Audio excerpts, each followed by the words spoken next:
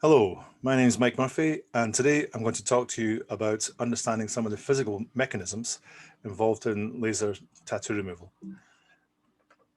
I have no conflict of interest. So in this presentation, I'm going to tell you about how this process is self-limiting and how it appears to be steam-driven. So what is a tattoo?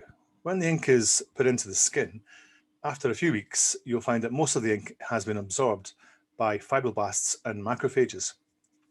And these might go up to a size of something about 30 microns in size because the individual ink particles will clump together in aggregates.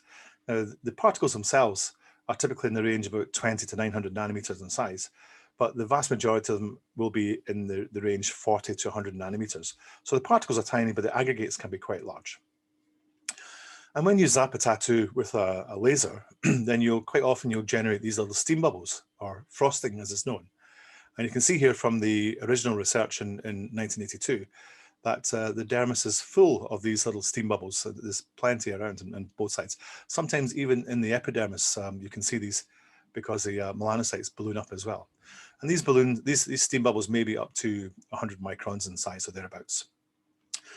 So I did a MEA analysis on carbon ink particles at 1064 in water, and I found that the absorption and scattering coefficients can be up to 13 times higher than this is for the tiny particles below 500 nanometers, 13 times greater than for the macro sized particles above 1.5, 2 microns.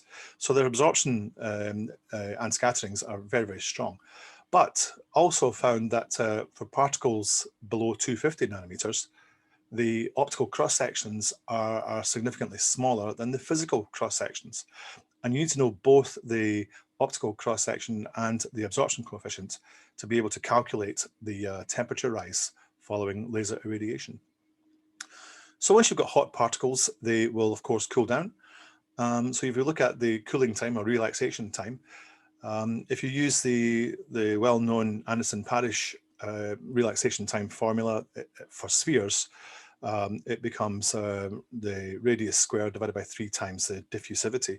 You substitute in for the thermal conductivity, you get this expression, but this is actually not correct because this is assuming conduction.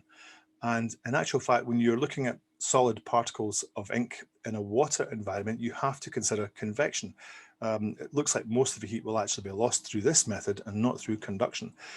And when you, if you do the derivation, you'll find that the convection relaxation time or cooling time is this equation, where H in the denominator is the fluid thermal transfer coefficient. So the fluid heat transfer coefficient is important in this because this is what determines how quickly the particles can cool down. In water, up to 100 degrees Celsius, this factor H can be between 1,000 and 6,000 watts per square meter per degree, depending on the temperature of the water. But once you get into steam formation, the convective transfer coefficient can go up to about 45,000 watts per square meter per degree. So steam really transfers heat very much more quickly than water can. So we have to consider this when doing these heat transfer calculations. The other interesting thing is that steam bubbles can begin to form only 200 picoseconds after the spinodal temperature of water has been attained, and I'll show you a little bit of that later on.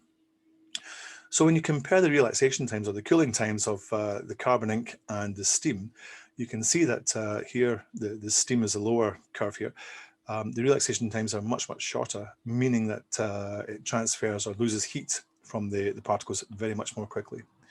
So this means that we have to consider the intra-pulse cooling during the actual pulse. So I did some calculations here for a set of parameters, and if you look at the particle surface temperature in the orange curve here, then you can see the temperature goes up to over 4,500 degrees for a 1 nanosecond pulse. But when you consider the heat loss due to convection through the steam, then you get a significant drop in temperature, to less than half of that initial peak temperature. So steam cooling of these particle surfaces is quite critical, makes a big difference. So what are the temperature dependent processes that go on here? Well, at 100 degrees, you start to get the tissue water beginning to boil. You start to get thermoelastic expansion of the individual particles and aggregates. At 150 degrees, this is the nucleation threshold temperature for cavitation bubble formation on the melanin granules. 277 degrees is the spinodal temperature of water. And this is where you start to get significant steam bubble formation on the ink particles, and you start to get cavitation as well. At 320 degrees, this is interesting. This is where we observe explosive boiling of tissue water. So up until 320, it's been quite gentle. Suddenly at 320, it just goes a bit crazy. At 705 degrees, this is where the carbon steam reaction can occur. So carbon particles can be converted into carbon monoxide and some more steam. And then 3223 degrees, this is where you actually get the physical fragmentation of carbon particles, small carbon particles. So what are the effects of these temperatures? Well, 100 degrees, there's not really an awful lot at that point. At 150 degrees, you get a rapid expansion of bubbles, cavitation bubbles, which leads to a drop in the absorption of any further laser light. At 277 degrees, you get a rapid expansion of the steam bubbles, which are forming on the particles, which leads to a drop in absorption of any further laser light. At 320 degrees, you get explosive boiling, so that means you're getting more bubbles, which leads to a drop in laser light. You see where this is going. At 705 degrees, you get a rapid expansion of steam bubbles yet again, which leads to a drop in even more light. And at 3223, you get smaller particles. So let's have a look at the individual particle. Here's a nice little bit of carbon ink particle. You heat it up with a laser, it gets a hot surface. You start to get steam formation around that surface. The steam bubble will expand rapidly at 277 degrees. And at this point, any further laser energy is going to be reflected back into the dermis. And this can happen really quite soon into a laser pulse. The steam bubble is still expanding at this point. The surface is cooling fairly rapidly, but then the bubble collapses. But at some point, the temperature and the pressure have dropped below a certain threshold, and the bubble will collapse back towards the particle. Now, during the expansion phase, during the boiling, you had latent heat of vaporization, and that enthalpy is still out there. So it's got to go somewhere when the bubbles collapse. And we find this latent heat of condensation. So that heats up the surface of the particle again, which was cooler. And any steam which is condensed into water droplets on the surface, new steam is formed from this newly heated particle surface.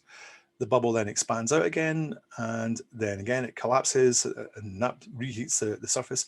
So you can see what's happening here is there's a cyclic process as the steam bubbles expand and collapse, and the latent heat is transferred from vaporization to condensation. And the steam water, the droplets are reignited back into steam. But this is a damped oscillation process because every time the bubbles expand, some of the enthalpy will be lost into the surrounding dermis. Not all of it, but some of it. So this process can repeat a number of times, probably dependent on how much energy is absorbed in the initial phase. So the processes which can occur, you have very rapid heating of particles, a bit of expansion, steam bubble formation only 0.2 nanoseconds after the spinodal temperature, reduced energy absorption during the pulse, so you don't get all the energy absorbed. Some of this energy is reflected back into the dermis. The fibroblasts or macrophages will explode due to steam expansion. Aggregates will fracture into smaller small aggregates and particles. Particles are re-released back into the dermis, some at high speeds, which can cause pain. Some are ejected from the skin altogether, as I observed a few years ago. You get cavitation at the ink particle surfaces and the melanin surfaces, carbon steam reaction if you can achieve 705, the steam condensing, which leads to a temperature increase again, and this cyclic response in the ink particle surfaces, which is damped. Processes which I don't think occur, I don't think we can get plasma formation at all, because there's just simply not enough power to achieve inverse Bremsstrahlung or multi-photon absorption at 1064. And the particles don't fragment, the aggregates do, the individual particles don't. But what I think may happen, you might see this bit of sonoluminescence, where cavitation bubbles expand and collapse. And as they collapse, they generate huge temperatures and pressures inside the bubble, and it can generate a flash of light, which is broadband in nature, but peaks in the 350 UV range. So if anyone's got a spectrophotometer, please let me know. And I think this could lead to a new method in this treatment. I hope you enjoyed this talk as much as I did, and I look forward to any questions. Thank you.